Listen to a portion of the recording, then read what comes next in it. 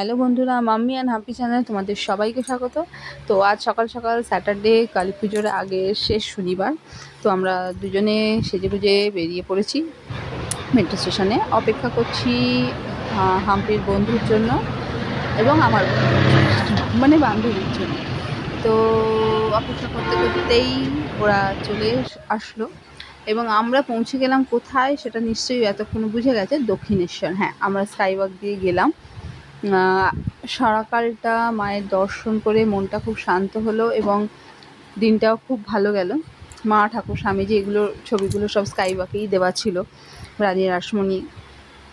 তো আমার ছেলে এই ছবিটা তুলেছে। তো আজকের দিনটা মোটামুটি খুব ভালোই কাটলো। গঙ্গা দর্শন, মা দর্শন এবং পুরো দক্ষিণেশ্বর মন্দিরের দর্শন, একটা পূর্ণ স্থান দর্শন হলো আজকের শুরুটা দিনের। তোমাদের কেমন লাগলো জানিও।